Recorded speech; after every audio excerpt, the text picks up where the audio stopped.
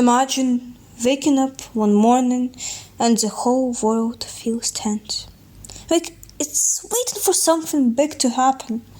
There is no fighting in the streets, but something dangerous is in the air. Two powerful countries, the United States and the Soviet Union, are in silent battle. A battle with no actual war between them, but full of threats, fear, and spying. This was called the Cold War.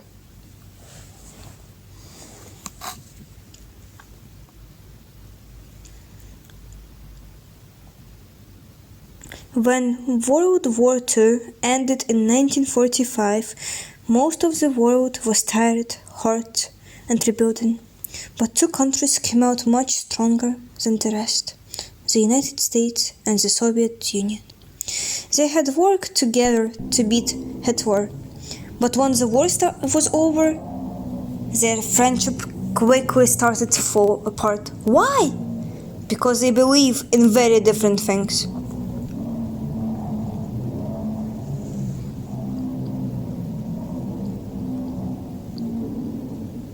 On one side, the United States believed in democracy and capitalism.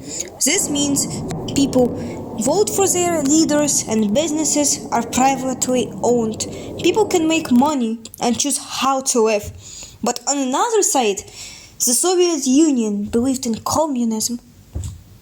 This means that government controls everything from businesses to information. People didn't vote freely. And speaking against the government was so dangerous. These two very different ways of running a country caused deep mistrust. Each side thought the other was trying to control the world.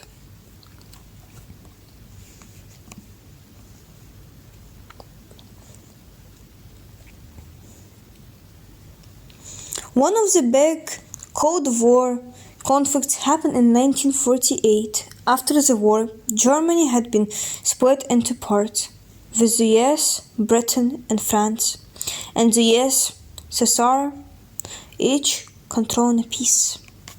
But the city of Berlin, deep inside Soviet territory, was also split. One day, the Soviets blocked off West Berlin, hoping to force the Western countries to leave, but instead of fighting, the US and its allies flew in food, medicine, and fuel every day for almost a year. This was called the Berlin Airlift. It showed the world that the Cold War wasn't just about the soldiers and tanks. It was about showing strength without starting a war.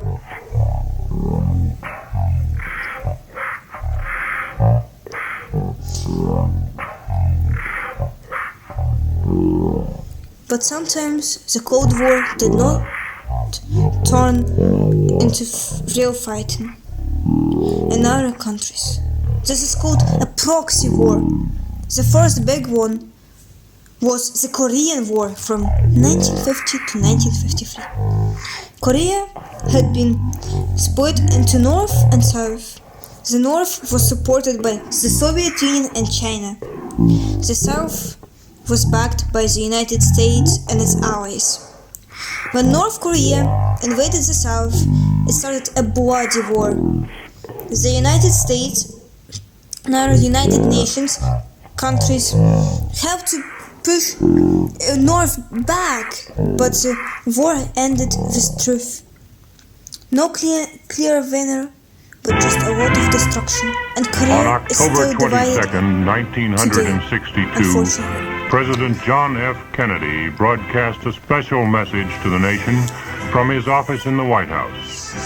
Here is President Kennedy as he delivered that message, bearing on recent events in Cuba. The Cold War came in 1962. It's known as the Cuban Missile Crisis.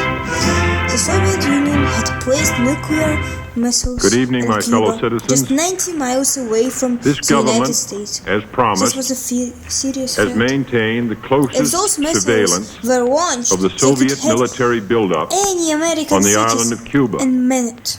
Within the past week, For 14 unmistakable days, evidence world has established the held its fact breath. that a President series of Kennedy demanded offensive the missile Soviets remove the sites missiles, is now and in the US preparation prepared for the war. on that imprisoned But island.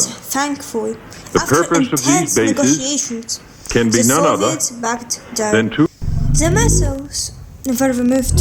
The world had come this close to nuclear war and barely escaped.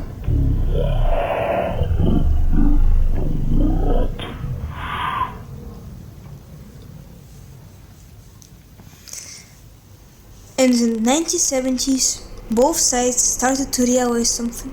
A full war, especially a nuclear one, would destroy everyone.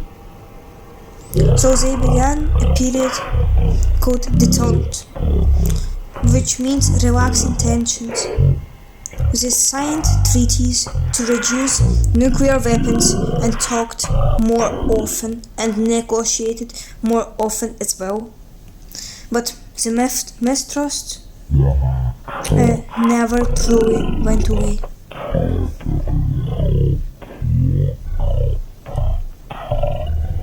Finally, in the late 1980s, big changes began. People in Eastern Europe started demanding for freedom. In 1989, the Berlin Wall, which had divided East and West Germany for almost 30 years, came down. By 1991, the Soviet Union had collapsed. The Cold War was over. The United States had become the world's only superpower for a time.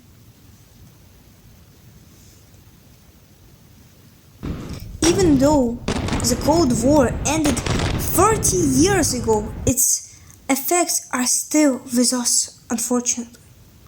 Nuclear weapons, space programs, and political tensions between countries today all have roots in that long, silent history. It was time of fear, power, competition, but also progress and change.